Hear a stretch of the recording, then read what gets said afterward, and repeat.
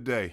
This is the College Prospects Podcast. It's Coach Donald Watts, and I hope you're doing well. Today, we're going to be talking about some of the things that I believe that the most of us have out of sequence that are trying to get our kids to play college basketball. They're trying to support our kids in the challenge. And I say most of us, but I was pretty intentional about making sure we had our sequence right in my household. And like I said, I got to play college basketball because of the sequence at which we did things. My kids got to play college basketball, full scholarships, all of us, because of the sequence at which we did things. And when I say us, I mean our basketball community. I actually have to exclude myself from this, us, but I'm still a part of the community, the greater community. And so that's what I say when I mean us. And so today's show, we're going to be talking about how you can give your son or daughter the advantage of playing when it comes to being recruited by staying in tune with the proper sequence, running your race, not letting FOMO, fear of missing out, get the best of you. So if that sounds like something you're interested in, I want you to stay tuned while I take a brief second to announce the sponsors of this show, and that is Watts Basketball, wattsbasketball.com, Game Changers for Life, where kids come to take their game to the next level. If you have a son or daughter who is interested in the game at any level, we have programming for you. The other sponsor of the show is the Watts Foundation, who supports kids who have challenges, underprivileged kids, in athletic programming, provides mentorship, academic support for student athletes. If you have a student athlete that you'd like to get involved or you'd like to sponsor a student athlete, the wattsfoundation.org is the URL for that. So with that being said, let's get to the meat of the show. A quick little story. This Friday, I took a small group of players who train with me over to watch SPU, a local Division II college practice. And I did SPU. I did the D2 for a reason, to start, just so they can see what a college practice looks like what a college player looks like, and also like how hard they work, how talented they are, and how skilled they are at a level that a lot of people think that they're too good for. And I wanted these our trainees to see and appreciate the amount of commitment, the amount of dedication, the amount of skill set that goes into being a Division II basketball player. All of them say they want to play college basketball, and the majority of kids, when they say they want to play college basketball, they're thinking about North Carolina, Duke, Power 5, be on TV all the time. And there's so many great opportunities to continue to play the game you love, get an education, and go on to play even beyond college between Division III and Gonzaga or Baylor or Kansas. There's so much in between. And if you are serious about even trying to be a Power 5 type player, which I was, and it doesn't work out, then you will land at one of these other terrific opportunities. And I just hope kids will take full advantage of whatever's before them. And I know that players who love the game won't exit the game because they didn't get the school of their dreams. If they get an opportunity to play and get that play paid for and get an education, then by all means, that's the way to go. You've worked for it. You've earned it. Take advantage of it. Don't turn your nose up at the lower levels of college basketball because they're high-level basketball. And that's what our our trainees saw in their visit, in their practice visit, watching and studying practice. And so when we're there, there's a senior, under recruited senior who can shoot the ball, and he's played AAU, he's done all the stuff, and in the middle of this practice, he's been on the road, they've invested all this time, money, and energy. In the middle of the practice, I turned around and I looked at him and I said, "How many college practices have you watched before?" And he's a senior, done all the stuff. And he looks back at me, he says, this one. And I look back at him and say, "Ooh, we've been training now for a couple months." But I said, "Do you think this would have been helpful before you went on the road? Like when you're trying to attract attention and offers and opportunities from college coaches, do you think that?" He was like, "Oh man, this would have been so helpful." Well, how would it have been helpful? Well, it would have been helpful because it probably would have changed the way he worked out, the things that he worked on, the intensity at which he worked, and what he was trying to accomplish when he was playing in those tournaments, right? So one of the things that we do that's completely out of sequence is we invest a lot of time, money, energy trying to get exposure from college coaches, trying to be a college basketball player without even sitting down and taking the time to know what college basketball looks like, to know what a college basketball player looks like, to know what they work like, to know how they communicate with teammates, to understand how they overcome challenges, to know how they utilize screens, to know how you apply your individual skills to a game to show a college coach that you can do it on their level, right? So for me, that's it's the easiest thing, and it's completely out of sequence. Now, by going to this practice, what did we do? Well, he shook hands with the coach, looked the coach in the eye. The coach knows his name. The assistant coach already knew his Twitter handle. So that the school is watching to a degree. So boom, check. That's exposure. If you're doing what you're doing in your high school and in your AAU situation in a way that shows them that that it translates to their level, and they have a need for your position, then they're looking. If they're not talking, that means you're not quite doing it right. You're not quite doing it good enough. So that's what I mean about the sequence of exposure. You just personally introduced yourself to a coach. Then you want to try to get into the open gyms, right? You want to get to their elite camps. They had an elite camp last summer. You want to do those kind of things before you go just cast this wide net, showing up at AAU tournaments, hoping that somebody sees you.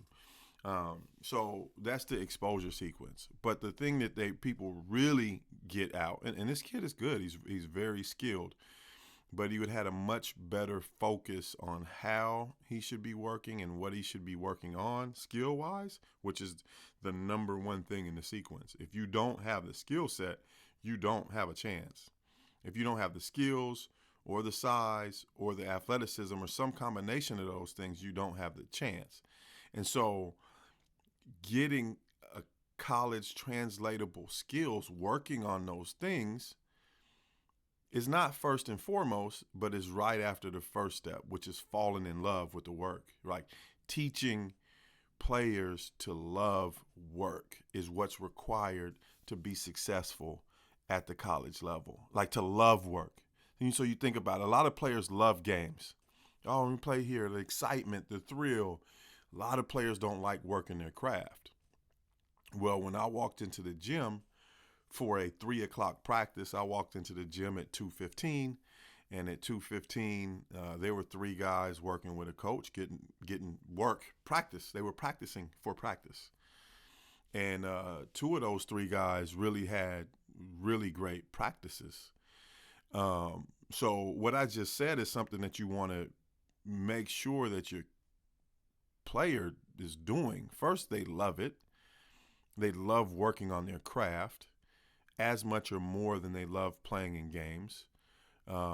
They practice for practice. They practice so they have great practices and can dominate practices and earn a role.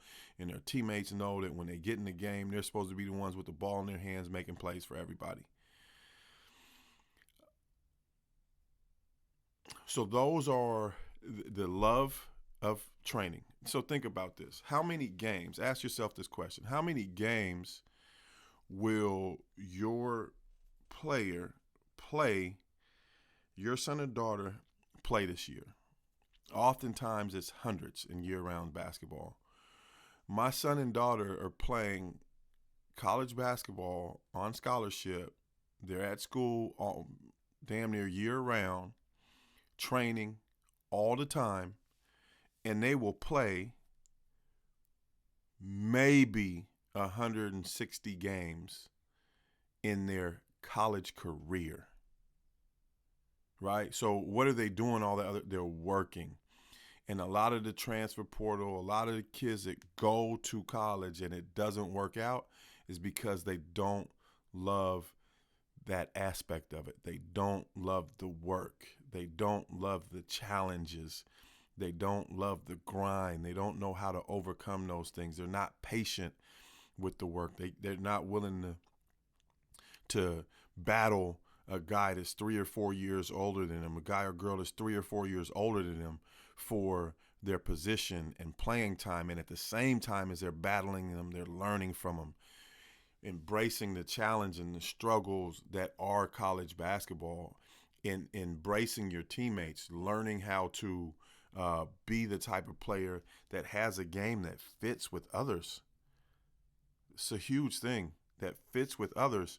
And if you're the star player, which is the situation in high school and on your AAU team, you're not necessarily fitting with others. You're lifting others up. That's how you get to the next level, by making people around you better.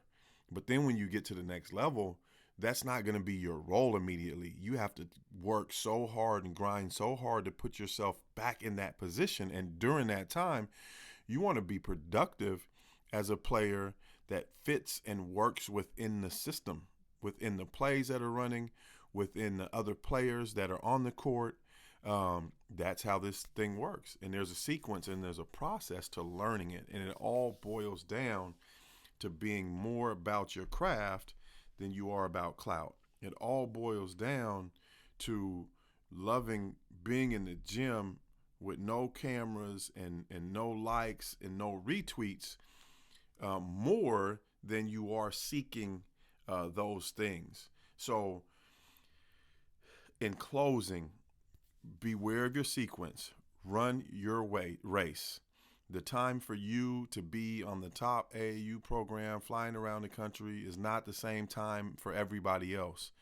The timing is so critical, and the timing is based on where you're at physically, your maturity, where you're at in your skill set, where you're at in your knowledge and understanding of the things that it takes to translate.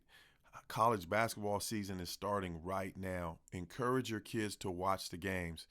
Hit me up. I have a game report where they can fill out what they noticed in the game, about the game. This is the first key, the first step in training as a college basketball player, is really watching high-level basketball and figuring out what the most successful people in your position are doing, and then going to the gym and working on that and towards that. So few people get the chance to play college basketball like I did. So few people have the success that I had in college basketball, playing in the NCAA tournament as the MVP, lifting their team. That's and having to go through the struggles and, all kind of things to get there. So few people have that experience. So many people are trainers. They have a ball, they have a cone, and it's like, hey, if you just want to play and have some fun and then work with anybody, right? Do your magical drills and patterns that are supposed to make the defense disappear. But if you're trying to play at the next level, find somebody who can really help you understand what it takes. And if you don't have somebody close to you, everybody doesn't have somebody close to you, your rural towns and stuff like that. There's a college close by. Start studying what they're doing. Start studying what the players are doing. If you're a high school player, try to lock in with a college dude and get in the gym with him and get that workout in. It's the best thing you can do to give yourself an opportunity to play at the next level. I put mentors, college mentors, around my son and daughter. That's one of the beautiful things about what I did and what I do. When you work out with us, we don't just go in our teams. Our college prospects will be in the gym with our 7th and 8th graders, 6th, 7th, 8th graders who aren't ready to be college prospects, but they're seeing how those guys work. And so you're seeing in real life what, a Miles Carter who played at Seattle U, who's playing overseas now. You're seeing in real life what Isaiah Watts did and had to go through on a daily basis in order to become a high major prospect and finally get a scholarship to Washington State University. You're seeing the trials and tribulations, the struggles of Jaden Watts, who's at Western Washington University. Those guys had A.J. Edwards, who was at Yale. They had Abby Rathman, who played at University of San Francisco. They had Marianne Santucci at Yale. They have all these players, CC West, SPU, and so they were in the gym with those. So they got the advantage because when those college kids came home, they saw the work they were doing, the dedication, how they lived in the summers, and they gave that back to them. So that's my advice for today. Get your sequence right. Run your race. Figure out how to be in the right places at the right time, not try to be where everybody else is at all the time. Peace, love, basketball. See you in the gym. Descriptions, details, how to get with us is in the descriptions of the show. Please hit that like, subscribe button. Leave us a review. I'm Coach Watts. Peace, love, basketball. I'll see you in the lab.